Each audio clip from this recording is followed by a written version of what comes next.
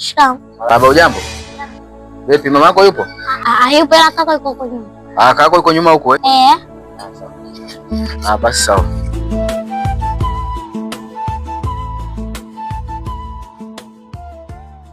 Kijana.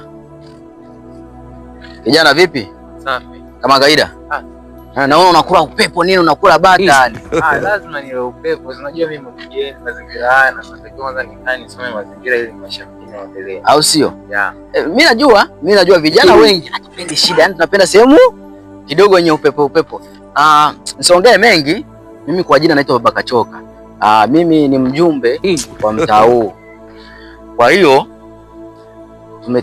tuliweka kamati mimi na wajumbe wenzangu au na wananchi wenzangu, tukaweka kama mikakati fulani hivi. Kwa hiyo kila nyumba hadi nyumba huwa inachanga 20 kila kaya kwa ajili ya ulinzi shirikishi.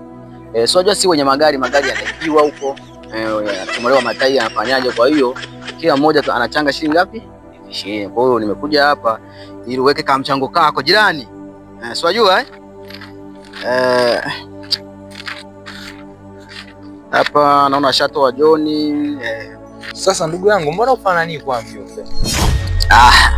Unajua bwana, maisha sasa hivi maisha yamebadilika, na mateknolojia yamebadilika. Kwa hiyo kwenye mateknolojia iliyobadilika sisi tumo. Sasa hivi mtu anagombea sehemu yoyote. Sasa hivi 20 tu kijana. Au niongezee na hii ya chai? Nitakuwa nimetenda dhambi kijana wangu. Sio unajua nitakuwa nimetenda dhambi. Jina? Hongera sana, hongera. Hongera. Inabidi vijana tubadilike. Si kila mjumbe awe mzee. Msijitoe hata si vijana. Israeli mwenda hapo. Ya Israeli. Israeli. 20 hapo. Basi sawa? Fari wewe, Fari. Njoo kwanza haraka. A few moments later.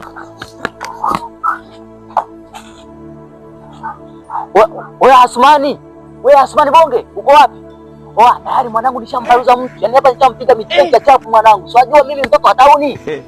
Mwanangu tayari hapa. Yaani hapa. Mwambie yule jamaa muuza kitimoto anaye kitimoto kio nzima mwanangu, nakuja kupiga jambo la mua yani. Unajua?